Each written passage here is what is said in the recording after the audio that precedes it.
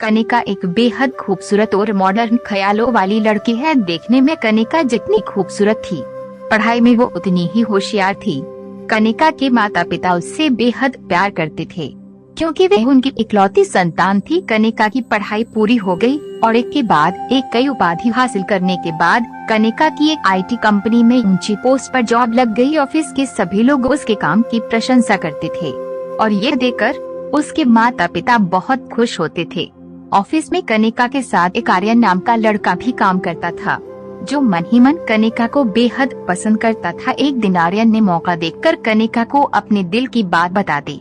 कनिका पहले तो ये सुनकर हैरान हो गई और फिर उसने सोचने के लिए कुछ समय मांगा, क्योंकि कनिका उससे एक पोस्ट सीनियर थी और उसकी तनख्वाह भी आर्यन से कहीं ज्यादा थी। लेकिन जब आर्यन ने उसे प्रपोज किया तो वह मना नहीं कर पाई। देखने में धीर गंभीर हैंडसम सा आर्यन उसे भी अच्छा लगता था। धीरे धीरे दोनों में प्यार हो गया और एक दिन आर्यन ने अपना रिश्ता अपने माता पिता के हाथ कनिका के घर भेजवाया।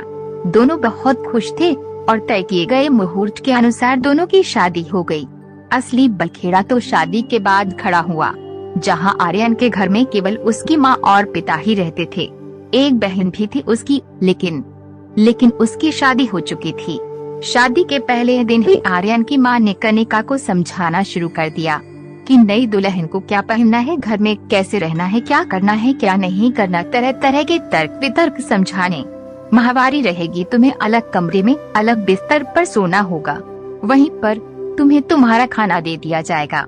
कनिका द्वारा इसका कारण पूछने पर उसकी सास ने बताया, महामारी में औरतें अशुद्ध हो जाती हैं, इसलिए उनकी छाया भी लगने से पुरुष को पाप होता है। इसी कारण तुम्हें अलग कमरा दे दिया जाएगा, जहां तुम आराम से रहना, तुम्हें कोई तकलीफ नहीं होगी। बस तुम्हें पूरे समय उसी कमरे में बैठे रहना होगा। कनिका ने जब अपनी सास का ये फरमान सुना तो उसके पैरों तले जमीन खिसक गई। उसके तन बदन में आग लग गई कि ये कैसी रूढ़िवादी सोच है और मैंने किस तरह के लोगों में शादी कर ली। कहीं मैंने शादी करके कोई गलती तो नहीं कर दी। कनिका ने अपनी सास से तो कुछ नहीं कहा, हाँ में सिर हिलाकर अपने कमरे में आ गई। उसने अकेले में आर्यन से पूछा, आर्यन तुम्हारी माँ ने मुझसे ऐसा कहा है, अब तुम ही बताओ, 5 दिन तक मैं एक चेहरा तक नहीं देखेगा तो मैं ऑफिस कमरे में कैसे बंद रहूंगी, कोई मेरा कैसे जाऊंगी। आर्यन ने सीधा अपना पल्ला झाड़ लिया। उसने कहा, कनिका ये सब औरतों की बातों में मुझे मत घसीटो, तुम यहाँ पर ऐसा ही होता है। दीदी थी तो वह भी महीने में कुछ दिनों तक कमरे में ही बंद रहती थी, लेकिन तुम्हारा जैसा मन करता है तुम वैसे मैनेज करना। मैं तुम्हारे और मम्मी के बीच में कुछ नहीं बोल सकता। शादी के 4 दिन बाद ही वह दोनों 10 दिन के लिए हनीमून पर चले गए। लौट के आने पर 1 हफ्ते बाद ही कनिका और आर्यन ने वापस ऑफिस ज्वाइन कर लिया। शादी के बाद 2 महीने बीत चुके थे, लेकिन कनिका ने एक बार भी अपनी सास को नहीं बताया था कि उसे अशुद्ध कैसे हो गई। आगे कनिका ने अपनी सास को समझाते हुए कहा, माँ मुझे भी माहवारी आती है, लेकिन मैं इस बात को नहीं मानती कि इससे मैं अशुद्ध हो जाती हूँ। यह तो एक बिल्कुल ही प्राकृतिक प्रक्रिया है और कर दूं।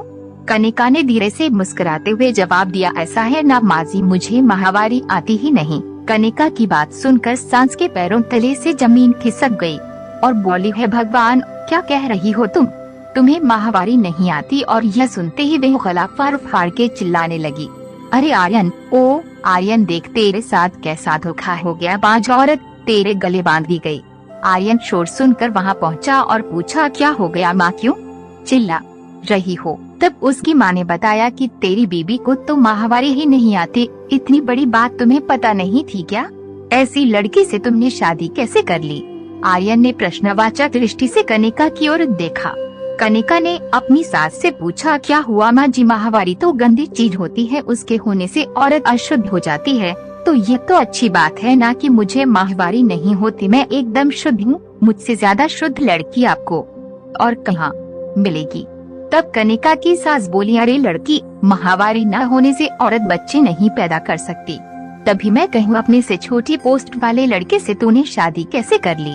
फिर कनिका ने अपनी सास को समझाया, देखो माँ, बच्चे पैदा करना अच्छी बात है या बुरी बात। तो उसकी सास ने कहा, ये भी कोई पूछने वाली बात है, हर औरत माँ बनना चाहती है। तो फिर कनिका ने पूछा, अगर माहवारी बच्चे पैदा करने में मदद करती है तो उसके होने से औरत अशुद्ध कैसे हो गई। आगे कनिका ने अपनी सास को समझाते हुए कहा, माँ मुझे भी माहवारी आती है, लेकिन मैं इस बात को नहीं मानती कि इससे मैं अशुद्ध हो जाती हूँ। यह तो एक बिल्कुल ही प्राकृतिक प्रक्रिया है और आजकल तो साफ सफाई के लिए अच्छे किस्म की पैड उपलब्ध है, जिससे कपड़ों पर कोई दाग भी नहीं लगता। फिर इस तरह का ढकोसला क्यों? लेकिन सास तो सास होती है, अपनी बात गलत साबित होने कैसे दे सकती थी। तुनह कर बोली, तुम आजकल के बच्चे पुरानी परंपराओं को मजाक समझते हो। अरे तुम्हारे भले के लिए ही तो कहा था कि अलग रहना, तुमको 5 दिन आराम मिल जाता, कोई काम नहीं करना पड़ता। हमारे पुरखों ने कुछ नियम बनाए हैं तो कुछ सोच समझकर ही तो बनाए होंगे। कनिका ने उत्तर दिया, माँ सोने के पिंजरे में रखकर चिड़िया को बासमती चावल का दाना डालोगी तो वह भी खुश नहीं रहेगी। पीरियड्स में मुझे भी दर्द होता है, जब जरूरत होती है तो मैं आराम कर लेती हूँ, लेकिन ये कहाँ की बात है कि मुझे जबरदस्ती एक कमरे में बंद कर दिया जाए और कहा जाए कि आराम ही करना है। अगर मुझे जरूरत लगेगी तो मैं खुद कहूँगी कि मुझसे काम नहीं हो रहा है, मुझे आराम करने दीजिए। बस रीति रिवाजों के नाम पर उलझुल कानून मुझ पर नाला डालिए। अब कनिका की सास ने अपना आखिरी पैंतरा चला और आर्यन की ओर आंखों में आंसू भर के बोली, देख ले बेटा, यह 4 दिन की छोकरी मेरे साथ कैसे कैसे मजाक कर रही है, क्या इसीलिए मैंने तेरे प्रेम विवाह की मंजूरी दी थी? आर्यन के कुछ बोलने से पहले ही कनिका ने कहा, माँ जी आर्यन इस बारे में कुछ नहीं बोलेंगे, क्योंकि वे मुझसे पहले ही कह चुके हैं कि वे औरतों के पचड़े में नहीं फंसने वाले। क्यों आर्यन, मैं सही कह रही हूँ ना? और ऐसा कहकर कनिका अपने कमरे की ओर चली गई। अभी उसे बहुत सारे असाइनमेंट जो पूरे करने थे।